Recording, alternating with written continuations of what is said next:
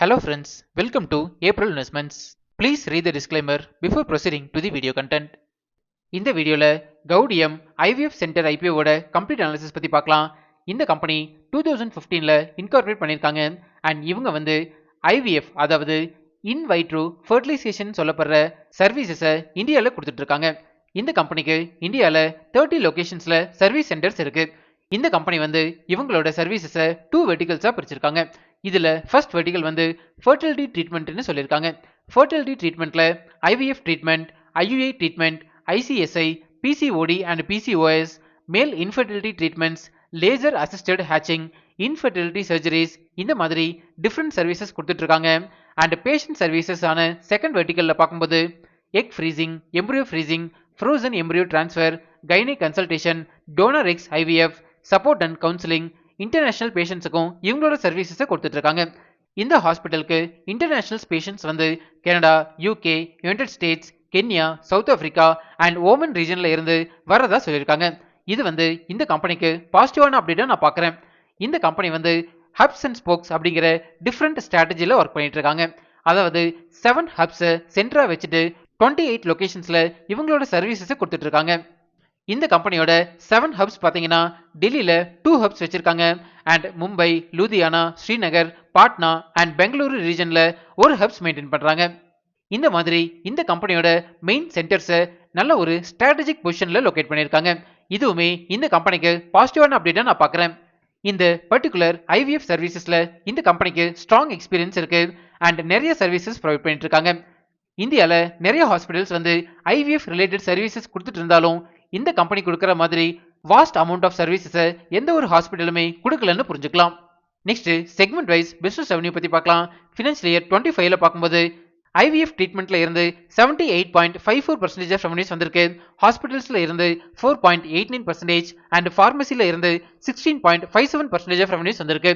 இதுல இருந்து இந்த கம்பெனிக்கு மெஜாரிட்டி ஆஃப் ரெவன்யூஸ் வந்து ஐவிஎஃப் ட்ரீட்மெண்ட்ல இருந்து தான் ஜெனரேட் ஆகிட்டு இருக்குதுன்னு புரிஞ்சுக்கலாம். ஓவரால் இந்த கம்பெனியோட பிசினஸ் போர்ட்ஃபோலியோ வந்து ஸ்ட்ராங்கா டெவலப் ஆகிட்டு இருக்கு. நெக்ஸ்ட் ஃபினான்ஷியல் இன்ஃபர்மேஷன் பத்தி பார்க்கலாம். இந்த கம்பெனியோட assets, total income and net worth வந்து இயர் ஆன் இயர் கேட்டகரியில ஸ்ட்ராங்கா இம்ப்ரூவ் ஆகிருக்கு. ப்ராஃபிட் ஆஃப்டர் டாக்ஸ் பார்க்கும்போது ஃபினான்ஷியல் இயர் 24 கம்பேர் பண்ணும்போது 25ல நல்லாவே இம்ப்ரூவ் ஆகியிருந்தாலும் 23 கம்பேர் பண்ணும்போது 24ல ஸ்லைட்டா டிப் ஆகியிருக்கு. ப்ராஃபிட் ஆஃப்டர் டாக்ஸ் வந்து ஃபினான்ஷியல் இயர் 25ல 19.13 crores அளவுக்கு மெயின்டைன் பண்றாங்க. நெட் ஒர்த் பார்க்கும்போது 46.30 crores அளவுக்கு மெயின்டைன் பண்றாங்க. டோட்டல் பாரோயிங்ஸ் இன்க்ரீஸ் ஆகாது இந்த கம்பெனிக்கு ஸ்லைட் நெகட்டிவான பாயிண்டா இருந்தாலும் ஓவரால் ஃபினான்ஷியல் இன்ஃபர்மேஷன் வந்து நியூட்ரலா டெவலப் ஆகிட்டு இருக்கு. நெக்ஸ்ட் பிரைஸ் வேல்யூஷன் பத்தி பார்க்கலாம். அதாவது இந்த ஐபிஓல அட்ராக்டிவ் வேல்யூஷன்ல வராங்களான்னு செக் பண்ணலாம். இந்த பிரைஸ் வேல்யூஷன் கால்குலேட் பண்றதுக்கு நம்ம யூஸ் பண்ற ஒன் ஆஃப் தி மெத்தட் வந்து price to earnings ratio calculation. ஒரு ஸ்டாக்கோட பிஇ ரேஷியோ கால்குலேட் பண்றதுக்கு 2 இன்புட்ஸ் தேவைப்படும். இதுல ஃபர்ஸ்ட் இன்புட் வந்து ஐபிஓ பிரைஸ். இந்த ஐபிஓட லோயர் பிரைஸ் பேண்ட் 75 rupeesனு சொல்லியிருக்காங்க அண்ட் ஹையர் பிரைஸ் பேண்ட் வந்து 79 rupeesனு சொல்லியிருக்காங்க. இது வந்து டிமாண்டபிள் மெயின் போர்டு ஐபிஓ அப்படிங்கிறதுனால ஹையர் பிரைஸ் பேண்டை நம்ம கன்சிடரேஷனுக்கு எடுத்துக்கலாம். அண்ட் செகண்ட் இன்புட் வந்து ஏர்னிங்ஸ் பர் ஷேர். இந்த இபிஎஸ்னா என்ன, இதோட அப்ளிகேஷன் என்ன அண்ட் இதை எப்படி கால்குலேட் பண்றது அப்படிங்கிற டீடைல்டு வீடியோ நம்ம சேனல்ல நான் ஆல்ரெடி பப்ளிஷ் பண்ணியிருக்கேன். அந்த வீடியோவை இதோட என் கார்டு அண்ட் டிஸ்கிரிப்ஷன்ல தரேன், நீங்க ரெஃபர் பண்ணிக்கோங்க. இந்த கம்பெனியோட ஏர்னிங்ஸ் பர் ஷேர் வந்து ஃபினான்ஷியல் இயர் 25ல 3.12 rupeesனு சொல்லியிருக்காங்க. இந்த ரெண்டு இன்புட்ஸை யூஸ் பண்ணி ஸ்டாக்கோட பிஇ ரேஷியோ கால்குலேட் பண்ணீங்கன்னா 25.32 வரும். இப்போ இந்த ஸ்டாக் பிஇ ரேஷியோவை இண்டஸ்ட்ரி ஆவரேஜ் பிஇ ரேஷியோவோட கம்பேர் பண்ணலாம். ஸ்பெசிஃபிக்கா ஐவிஎஃப் சர்வீசஸ் மட்டுமே கொடுக்குற எந்த ஒரு ஹாஸ்பிட்டலுமே இன்னும் என்எஸ்சி அண்ட் பிஎஸ்சில லிஸ்ட் ஆகல. இந்த ரீசன்னால இந்த கம்பெனிக்கு லிஸ்டட் பியர்ஸ் யாருமே இல்லைன்னு புரிஞ்சுக்கலாம். நம்ம டெலிகிராம் சேனலோட டிஸ்கிரிப்ஷன் வந்து இப்படிதான் மென்ஷன் ஆகியிருக்கும். கரண்டா நம்ம டெலிகிராம் சேனல்ல 8086 சப்ஸ்கிரைபர்ஸ் இருக்காங்க. இன்கேஸ் நீங்க ஃபேக் டெலிகிராம் சேனல்ல ஜாயின் பண்ணிருந்தீங்கன்னா அதுல இருந்து எக்ஸிட் பண்ணிக்கோங்க. இந்த சப்ஸ்கிரைபர்ஸ் கவுண்டை நான் டெய்லி பேசிஸ்ல அப்டேட் பண்ணிட்டே இருப்பேன், நீங்க ரெஃபர் பண்ணிக்கோங்க. நெக்ஸ்ட் ஃபண்டமெண்டல் பாராமீட்டர்ஸ் பத்தி பார்க்கலாம். இந்த கம்பெனியோட டோட்டல் ரெவன்யூ வந்து இயர் ஆன் இயர் கேட்டகரியில ஸ்ட்ராங்கா டெவலப் ஆகிட்டு இருக்கு. And profit after tax margin பாத்தீங்கன்னா ஃபினான்ஷியல் இயர் 25ல 26.96% அளவுக்கு மெயின்டைன் பண்றாங்க. இது வந்து இந்த கம்பெனிக்கு பாசிட்டிவான அப்டேட்டா நான் பார்க்குறேன். அண்ட் ஃபண்டமெண்டல் பாராமீட்டர்ஸ் ஆன return on equity ROE percentage வந்து ஃபினான்ஷியல் இயர் 25ல 41.31% மெயின்டைன் பண்றாங்க. And return on capital employed ROCE percentage வந்து ஃபினான்ஷியல் இயர் 25ல 39.37% அளவுக்கு மெயின்டைன் பண்றாங்க. ஜென்ரலா இந்த ரெண்டு பாராமீட்டர்ஸுமே 15%க்கு மேல இருந்தாலே ஃபண்டமெண்டலி ஸ்ட்ராங் கம்பெனின்னு நான் சொல்லியிருக்கேன். And dept to equity ratio வந்து ஃபினான்ஷியல் இயர் 25ல 0.41 டைம்ஸ் மெயின்டைன் பண்றாங்க. யூசுவலா டெப்ட் டு ஈக்விட்டி ரேஷியோ வந்து 1 or 1க்கு கீழே இருந்ததுன்னா ஃபண்டமெண்டலி ஸ்ட்ராங் கம்பெனின்னு நான் சொல்லியிருக்கேன். ஸோ இந்த கம்பெனியோட ஃபண்டமெண்டல் பாராமீட்டர்ஸ் வந்து ஸ்ட்ராங்கா டெவலப் ஆகிட்டு இருக்கு. நெக்ஸ்ட் டிவிடெண்ட் ரிலீஸ் பத்தி பார்க்கலாம். ஃபினான்ஷியல் இயர் 23ல இந்த கம்பெனி வந்து 64.13 ரூபீஸ் per ஷேர் பேசிஸ்ல டிவிடெண்ட் கொடுத்திருக்காங்க. அண்ட் 24 and 25ல எந்த ஒரு டிவிடெண்டுமே கொடுக்கல. நெக்ஸ்ட் பியர் அனாலிசிஸ் பத்தி பார்க்கலாம்.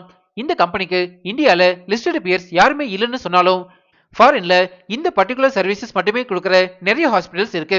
இதுல லிஸ்டட் பியர்ஸ் பாத்தீங்கன்னா Progyny incorporation and Inspire IVF public company limited. இவங்களோட லிஸ்டட் பியர்ஸ் கூட கம்பேர் பண்ணும்போது ஃபண்டமெண்டல் பாராமீட்டர்ஸ்ல இந்த கம்பெனி வந்து பாசிட்டிவ் பொசிஷன்ல இருக்காங்க. நெக்ஸ்ட் இண்டஸ்ட்ரியல் அனாலிசிஸ் பத்தி பார்க்கலாம். இந்தியால இந்த ஐவிஎஃப் இண்டஸ்ட்ரி வந்து இயர் ஆன் இயர் கேட்டகரியில ரொம்பவே ஸ்ட்ராங்கா டெவலப் ஆகிட்டு இருக்கு. ஆக்சுவலா இந்த இண்டஸ்ட்ரி அனாலிசிஸ் படிக்கும்போது எனக்கு ரொம்பவே கஷ்டமா இருந்தது. பிகாஸ் இந்தியாவில் பார்த்தீங்கன்னா ஐவிஎஃப் இண்டஸ்ட்ரி வந்து ரொம்பவே ஸ்ட்ராங்கா டெவலப் ஆகிட்டு இருக்கு. இது வந்து இந்த இண்டஸ்ட்ரிக்கு பாசிட்டிவா இருந்தாலும் ஓவரால் மக்களுக்கு பார்க்கும்போது ரொம்பவே நெகட்டிவான பாயிண்ட்ஸ்னு புரிஞ்சுக்கலாம்.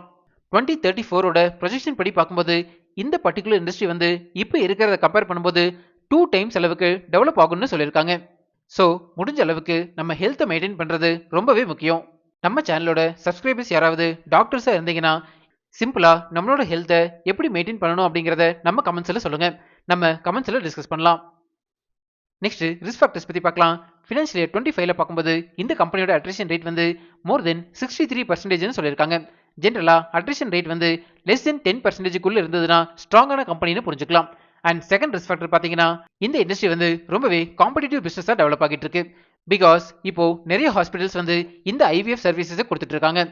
ஸோ இந்த ரீசன்னால இந்த கம்பெனியோட ரெவன்யூ டைரக்டா இம்பாக்ட் ஆகிறதுக்கான சான்சஸ் அதிகமாக இருக்குதுன்னு புரிஞ்சுக்கலாம். Next objects of the offer பத்தி பார்க்கலாம். இந்த ஐபிஓல இருந்து ஜெனரேட் ஆகிற ஃபண்ட்ஸை இந்த கம்பெனியோட நியூ ஐவிஎஃப் சென்டர்ஸ் எஸ்டாப்ளிஷ் பண்றதுக்கு யூஸ் பண்ண போறதா சொல்லியிருக்காங்க. அண்ட் சர்டன் பாரோயிங்ஸை ரீபேமெண்ட் பண்றதுக்கு யூஸ் பண்ண போறதா அப்டேட் சொல்லியிருக்காங்க. நெக்ஸ்ட் ஐபிஓ டீடைல்ஸ் பத்தி பார்க்கலாம். இந்த ஐபிஓ வந்து February 20 சப்ஸ்கிரிப்ஷனுக்கு ஓப்பன் ஆகுது அண்ட் 24 க்ளோஸ் ஆகுது. Face value 5 rupees per share and ஒரு லாட்டுக்கு 189 ஷேர்ஸ் வரைக்கும் நீங்க அப்ளை பண்ணலாம். இந்த ஐபிஓட டோட்டல் இஷ்யூ சைஸ் வந்து 165 crores அண்ட் இதுல 90 crores அளவுக்கு ஃப்ரெஷ் இஷ்யூ இருக்கிறதா சொல்லியிருக்காங்க. ஆக்சுவலா ரொம்ப சின்ன ஐபிஓ தான். ஸோ லிஸ்டிங் கெயின் கிடைக்கிறதுக்கான சான்சஸ் ரொம்பவே அதிகமா இருக்கு. நெக்ஸ்ட் இம்பார்ட்டன்ட் டைம்லைன் பத்தி பார்க்கலாம். அலாட்மெண்ட் வந்து Feb 25 நமக்கு தெரிஞ்சிடும். நம்ம April investments Telegram and Instagram சேனல்ல நான் லிங்க் அப்டேட் பண்றேன், நீங்க ரெஃபர் பண்ணிக்கோங்க. இந்த ஐபிஓட லிஸ்டிங் டேட் வந்து Feb 27.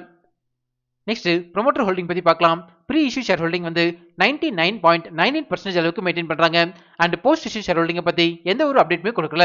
Post issue share holding வந்ததுமே நம்ம டெலிகிராம் சேனல்ல நான் அப்டேட் பண்றேன். யூசுவலா போஸ்ட் இஷ்யூ ஷேர் ஹோல்டிங் வந்து 75%க்கு கீழே இருந்ததுன்னா ஸ்டாக் லிஸ்ட் ஆகி 1 இயர்ல ஸ்ட்ராங் செல்லிங் பிரஷர்ல வராதுன்னு புரிஞ்சுக்கலாம். ஃபைனலா Gaudium IVF and women health ஐபிஓட ஏப்ரல் இன்வெஸ்ட்மெண்ட்ஸ் ரிப்போர்ட் கார்டு பத்தி பார்க்கலாம். கம்பெனி போர்ட்ஃபோலியோக்கு பாசிட்டிவ் ரேட்டிங் கொடுத்திருக்கேன்.